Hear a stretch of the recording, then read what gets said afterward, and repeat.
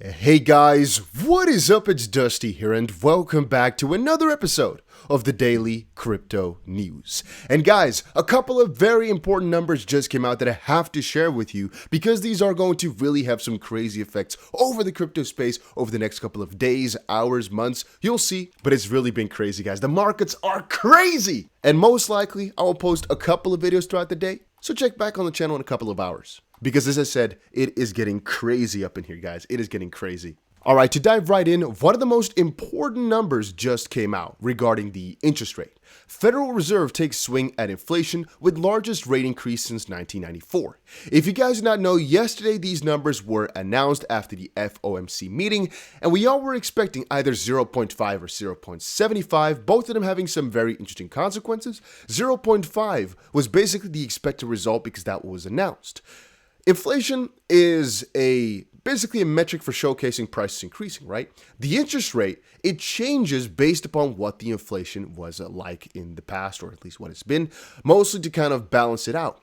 The higher the interest rate, the higher the cost of capital. So the less people that will actually go invest into new things, the less innovation that you get, and the more people that actually go ahead and save money in the bank, and so the less consumption you have on the short term. This in turn also gets prices down lower because again, production goes down. But you guys hopefully get how that works. However, 0.5 or 0.75, what's the difference? Well, at 0.5, the central point was that they were not going to combat the 8.6% inflation enough. At 0.75, it would basically showcase they're going to rate hike above expectation at a ridiculously high number, the highest since 1994, which would basically mean a recession is almost imminent, as they're most likely going to keep up with this pace at 0.75. Heavy rate hikes means heavy disruption of the system, which again is good to combat inflation, but it will basically get yourself a downward spiral. As I said before, if you want to get innovation going, you lower the interest rate. So if you increase it by 0.75, that's not good. Well, again, it depends on what we're talking about. It's good for inflation, sure, but it's not really good for the economy, usually. It was also said, or actually Powell said, that the Fed could also rate hike again by 0.75% again in July. And you already understand, this would be dire. However, all of this has taken a very different turn than the majority of us expected. And that is mostly because the stock market acted in a way which a lot of us did not expect. For all of you that did not update yourselves, yesterday when these numbers came out, the stock market actually acted rather positively. And it got a lot of people confused. Bitcoin went on a crazy rally, and I opened up a long position on a lot of altcoins and on Bitcoin. If you do not know, guys, I recently made myself a Telegram where I'm sharing a lot of my trades and my ideas. And if you're not in there just quite yet, I'd recommend you guys all to join. It's the DustyBC Alerts Telegram in the link down below. Or I should say there is a link down below. It's absolutely free, but I'm thinking of closing it rather soon. That's mostly because I want to kind of keep it concise here and for the special people that are close to my heart that are joining these groups early. So as you most likely have seen, the S&P and Bitcoin, everything basically, was doing extremely well yesterday. So that was kind of against people's expectations because, well, when these numbers were announced, people were thinking recession is about to hit, so things are going to start popping off towards the downside. However, today we are continuing, and so it could have been a little relief rally where it's basically something I call manipulation, I guess, because even though the majority of people expected something to go up, usually that's exactly when things go down, right? And I actually have a couple of fun little charts to back some of the words up. Now, if you guys are following me over on Twitter, you most likely already saw me covered the either net or realized or unrealized losses, because one thing you got to understand for yourself is the more people that actually realize a loss, usually the better things get. Again, looking at this chart here, this is the unrealized loss, which is, I think, less certain than with realized loss. I'll explain why in just a second. We can see a very steep increase in the amount of unrealized losses. This basically means more and more people right now are not winning in the crypto space, which of course on the short term is more fear. However, that's until there's a big turnaround point. To explain that, you can take a look at the prices from, for example, the 2019s here for Bitcoin. And you can see that at the biggest bottom, that's also when, of course, the majority of people are at a loss. Right now, we're basically seeking that same sort of action where a lot of people are at a crazy loss in Bitcoin.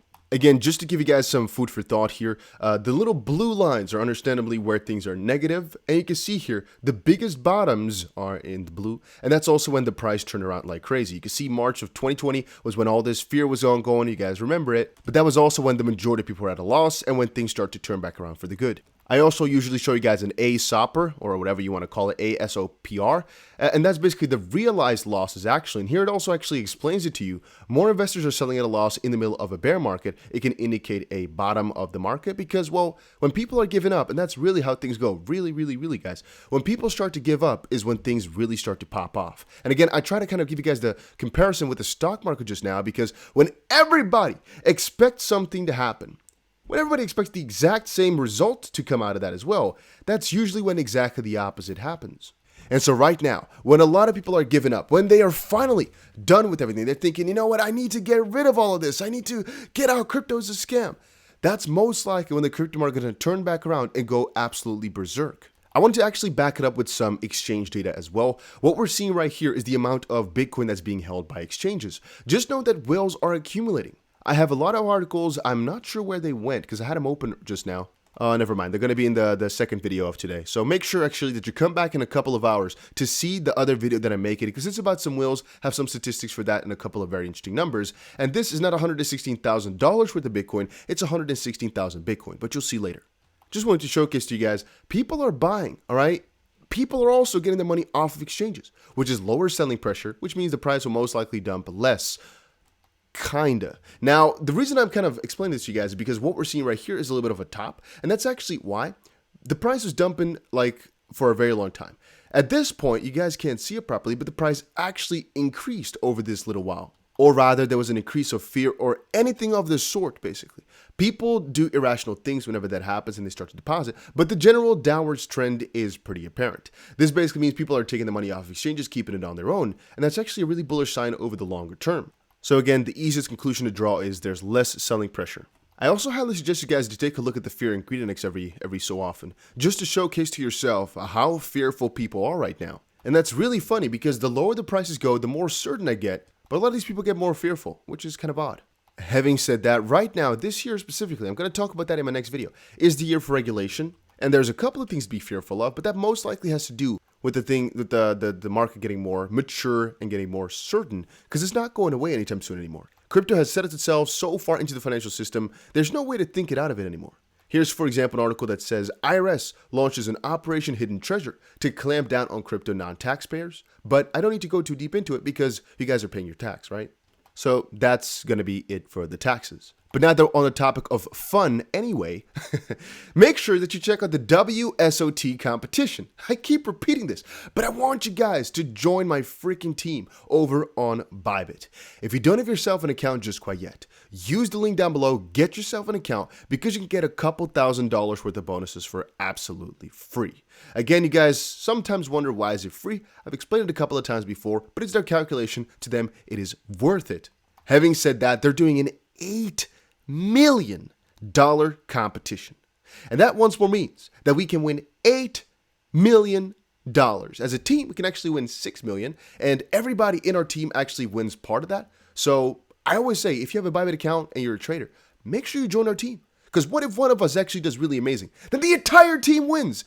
And it can make some, I'm not sure how much people are going to get or what the split is going to be, but let's say that can just be a couple $100,000 for just joining the team. You're not really doing too much. That's so you guys hopefully understand why I'm so excited about this competition. One of us can just win, and that could be just... to stay on topic though, stock market and whatnot are going down today, pretty heavily at that as well. It might actually be, again, that yesterday was just a relief rally, getting a lot of people excited about the news, which was inherently negative. The reason it was negative, for all of you guys that do not remember, was because the higher the number is, the more likely a recession is about to hit, and that would basically mean that stock market is going to continue towards the downside for extended periods of time. And again, the number being this high, the interest rate number, that's more of a confirmation for this recession hitting. If you want a couple of key numbers regarding the charts, there's actually one very interesting trend line that I've been watching and observing over the monthly. This is the monthly chart for Bitcoin, and we can actually see there's a 6-year trend line that has only been broken this month. Again, you might think that this is really negative, right? But it might actually be, battery. You guys couldn't see, but the battery of my MacBook was almost about to, shop itself. Shop itself? Did I say that? Whatever. So it might actually be a fake out like we observed all the way back in March of 2020. It honestly would not be too crazy. We still have half a month left or so, and really don't exclude that the prices just start to recover and go absolutely berserk at one point or another this month. Right now, we are literally at the most fearful point. We just got some very fearful news. things, theoretically speaking, can only get better, except for the whole Celsius deal, which I already described. But that's not stock market related, and I still think that the stock market is showcasing the narrative until people start to really value Bitcoin's own true utility. The trend line can actually also be observed over on the weekly, and there you can actually see how strong it actually is, and the fact that while we've had one little dip below it, which actually lasted about 2 weeks, we can have some similar sort of reaction. And again, you might actually want to trade this, which how it's going to work is right now we got ourselves a breakout towards the downside. It's actually, if we zoom in a little bit, it's a little bit laggy, but we can actually see it's holding up barely as of this point.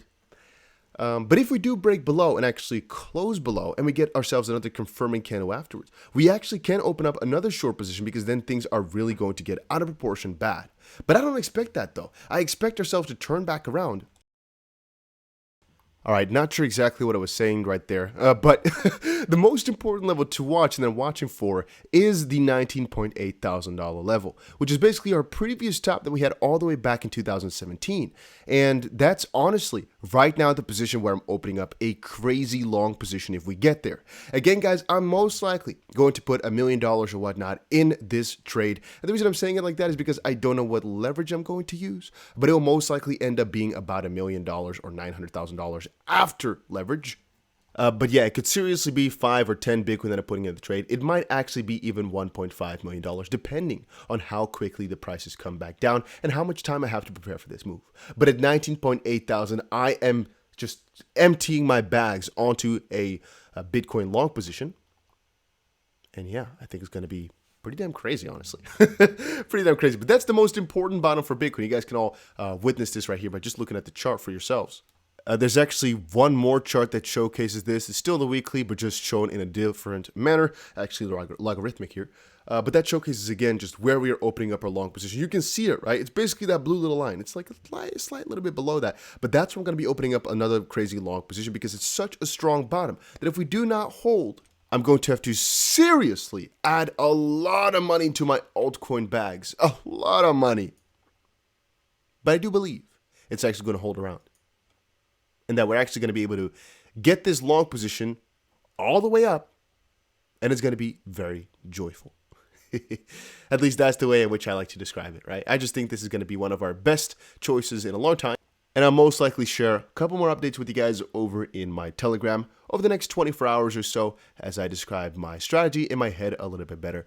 But by the way, regarding altcoins, whenever I talk about a long position, you don't have to hold that forever. Make that clear. Even a short position, you don't have to hold that forever.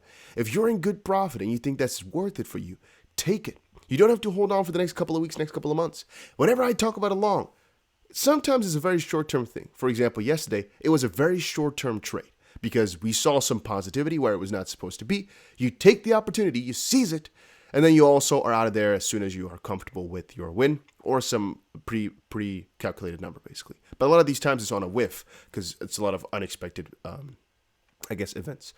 However, a lot of people make the mistake with trading that they actually overstay. They overstay their welcome, they open up a position, and they stay in it forever. And that's mostly where people make their big losses, just by staying in a trade and not accepting the profit when they're in one, and they just exit the moment that they're at a loss. I've done that before in the past as well. But as of this point, again, the moment I'm going to open up a new trade, and a juicy one, it is going to be the 19.8 thousand level. You might actually want to short until that point, sure, but I think shorting as of this point is actually riskier than longing, and there's a big explanation for that. Even though the trend is downwards, and there's actually still some room to go for a short, yes, for about $1,000 more, which is still a relatively nice number, still 5% or whatever. With leverage can be a significant amount of money, don't get me wrong. I still think that if you're going to short something, altcoins are a better bet. Then again, if we're going to buy something, I think altcoins are also a better bet. They're just better to trade right now, mostly because of the heavy volatility, but the better risk-reward potential. The fact they are most likely going to, if they dump really severely. But if they pump, it's going to be so significant. They could go like a 10x or so within 3 months if you had a leverage trade open. That's just mind-breaking money. And just as a last note here, I think even on altcoins, you can actually see this is the altcoin market cap, what bottom we are forming. This is exactly the top of 2017-18 for the altcoins as well, which again has a very high or very nice risk to reward ratio for opening long positions at this point, which is why I'm a little bit more against opening shorts and actually more for opening longs, because of course it's a lot, longevity wise better. Also, I said it before as well, with shorts, you can actually lose a lot of money purely because, well, they can just keep going up forever. With longs, it's kind of hard to lose as long as you keep buying more on your way down. I mean, $20,000 for Bitcoin is a beautiful bottom. You can go a little bit lower, sure, but how low can you seriously go? Right? Literally, how low can you seriously go that you don't have the purchasing power for to kind of stack your way back down if you wanted to, if you're making these longer term trades instead of short term trades? And for that reason, I sometimes think, yeah, with a short, I think you can really mess yourself up. With the long, not as much, even though you might be saying it's against the grain, against the trend. Well, I mean, the trend is also kind of confusing because the more you zoom out, the more positive it starts to get. Think about it. What if you shorted the S&P somewhere a couple of years ago? You might be thinking like, oh yeah, but the market went down for a little bit. Sure, but the next 9 years, it just went up and up and up, and you would have always been at a loss, waiting for the day it's going to turn back around, but it never did. Because right now we're back at last year's prices, but that's last year, right? Just to give you guys an example. And with Bitcoin, it might be as well that you open up a short right now thinking, oh, I'm going to get a quick profit, and we never get lower than these prices, for example. Maybe just never in the future. If you shorted Bitcoin anywhere at the tip of or the bottom of 2020 or so because you gave up, well, you would still be at a really crazy loss about 2.5 years later, just to give some food for